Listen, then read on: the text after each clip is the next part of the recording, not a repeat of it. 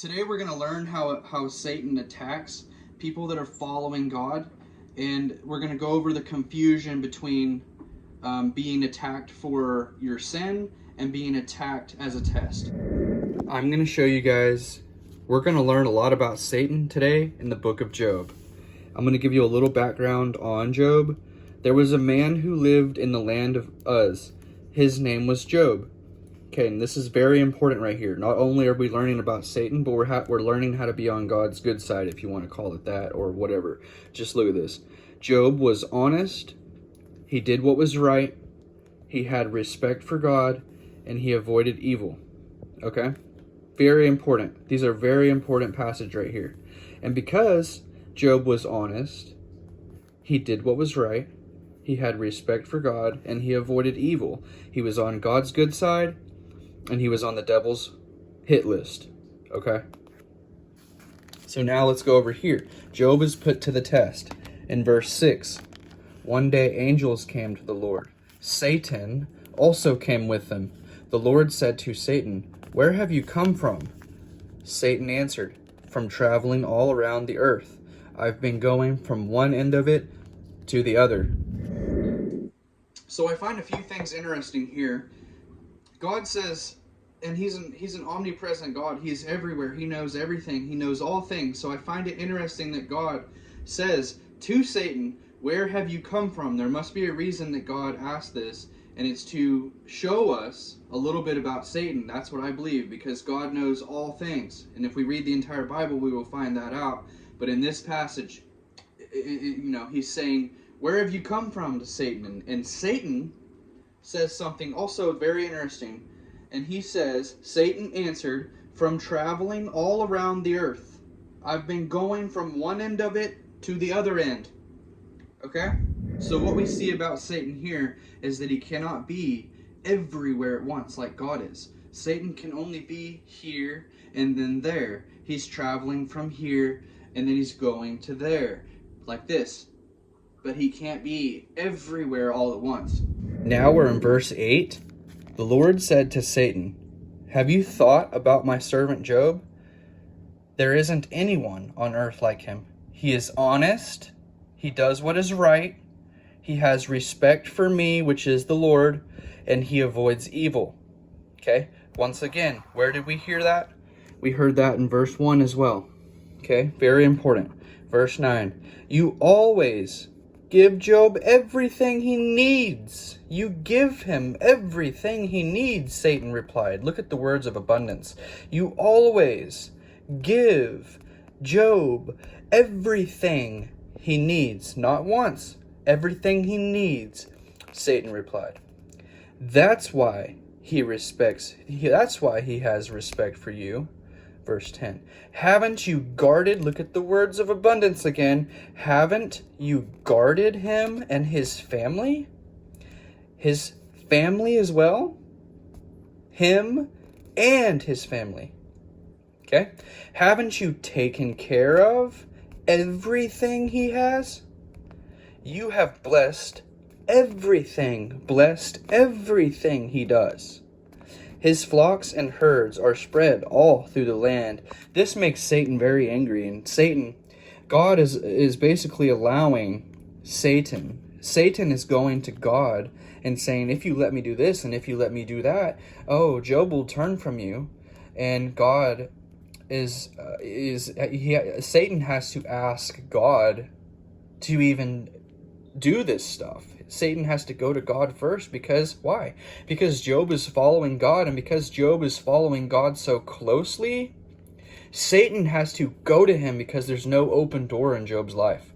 There's no doors open, no sinful doors open in Job's life, so Satan literally has to go to God and be like, "Hey, God, please, if you just let me do this and this and this and this and this, Job will surely not believe in you. He will surely turn from you."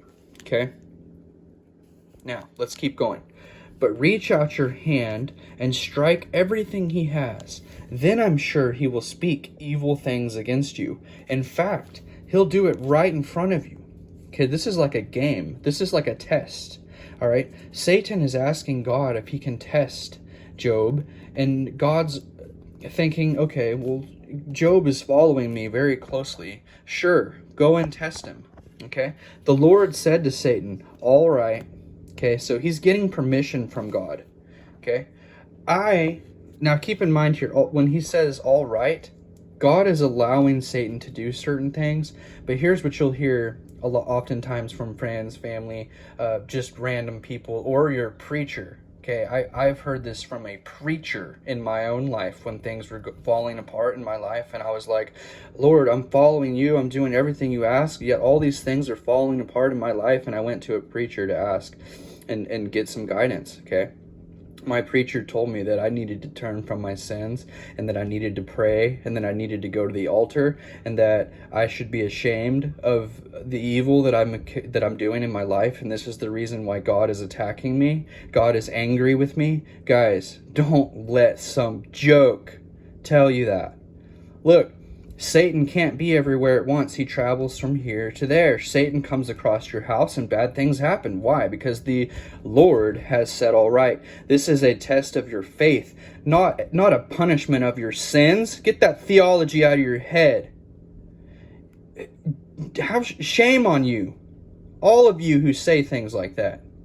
Certainly, yes.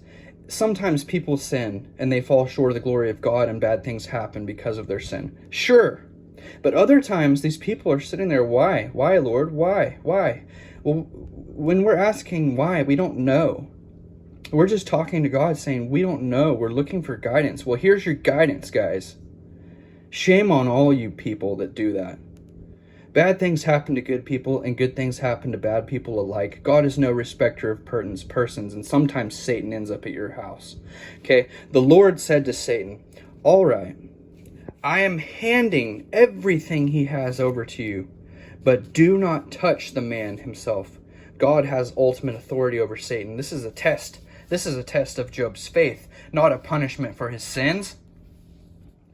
Then Satan left the Lord and went on his way. Satan left the Lord and went on his way. One day, Job's sons, blah, blah, blah, blah, blah. You guys have to read the whole thing. You have to read. This is some terrible things happen, okay? Okay, terrible things. Now, down here in chapter 2, we're picking up again. On another day, angels came to the Lord. Satan also came to him along with them. The Lord said to Satan, where have you come from? Satan answered, from traveling all around the earth. I've been going from one end of it to the other. This is the second time. He's never anywhere at once. He has to go here and there, back and forth, and he has to ask God for permission to do things, okay? Unless you open the door to Satan by willfully sinning, you open the door to Satan. He doesn't even have to ask God. He just punishes you or enters your house, your temple, because you left the door open. But Job, this is not the case. Job is following the Lord. Even though all these bad things are happening, he's still following the Lord, and the Satan cannot get in. So he has to once again go to the Lord with his angels. And he goes to the Lord. Where have you come from? Satan answered, traveling from one end of it to the other. I've been going from one end of it to the other.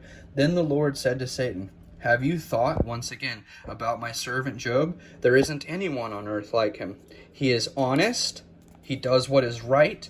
He has respect for me, and he avoids evil. It's the third time, guys. Very important to follow these things, because then the devil will have to ask God for a way into your temple to cause havoc on your life. And when he does, God will say, but you must not lay a hand on him. Okay? You must not hurt him, basically. So it's going to be better for Satan, if Satan's attacking you, not for him to be able to hurt you, than it would be for you to open the door to him and let him hurt you. All right? Let God be in control of Satan in your life by shutting the door. Okay. He has respect for me and he avoids evil. You tried to turn me against him. Look, Satan. God's saying to Satan that Satan tried to turn Job and God against each other. You wanted me to destroy him without any reason, no reason, but he still continues to be faithful, even in the bad times. Satan replied, a man will give everything he has to save himself. So Job is willing to give up the lives of his family to save his own life. But reach out your hand and strike his flesh and bones. Then I'm sure he will speak evil things against you. In fact, he'll do it right in front of you. The Lord said to Satan, all right. See, the door was shut. Satan had to go to God to ask for permission, and God has said all right for a test. I am handing him over to you, but you must spare his life. Okay? Then Satan left the Lord and went on his way. You must spare his life. This is because the door was shut to Satan. Satan could not get in. He had to ask God for permission, and God is protecting Job. Okay? You must spare his life. God is in control of Satan and Satan's punishments in your life in these situations. Unless you're opening the door willfully, then yes, like I said, many things can go wrong if you're opening the door. Okay? Then Satan left the Lord. He went on his way. He sent painful sores on Job, covered him, blah, blah, blah, blah, blah. Terrible things happened. Okay, that is the message that I wanted to share. Read the entire book if you want to see the bad things that were happening. His friends that were talking into him, and it gets even better. Like, God goes off on Job and says, who are you to tell me this? And who are you to tell me that? But it says at the end that Job did the right thing, okay? And even through all these bad things, Job did the right thing. And the point here that I'm trying to make, the thing that's very interesting about this book, is that Satan cannot enter a temple of the Lord which is not willfully sinning and turning from their sins and keeping those doors closed and following the Lord and doing what? He does what is right. He is honest. He has respect for me, and he avoids evil. Guys, be this guy. Be like Job. Keep that door shut, so if Satan does attack, God is in control of that attack. And do not, another thing, do not let a preacher or a person or anyone else tell you that just because these bad things are happening in your life, that it's a punishment from God.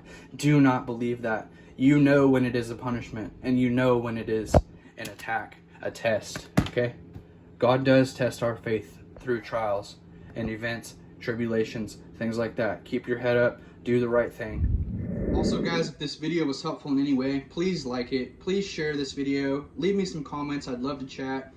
And if you like Bible, like learning about the Bible and Jesus and diving into the Word of God, and you like kind of like sermons and teachings like this directly out of the Bible, where it is God's Word speaking to you, not me, and I'm just giving a little bit of commentary, guys. If you guys like that sort of thing, please subscribe to the channel, and I'd love to see you guys again. Thank you all, and I'll see you next time.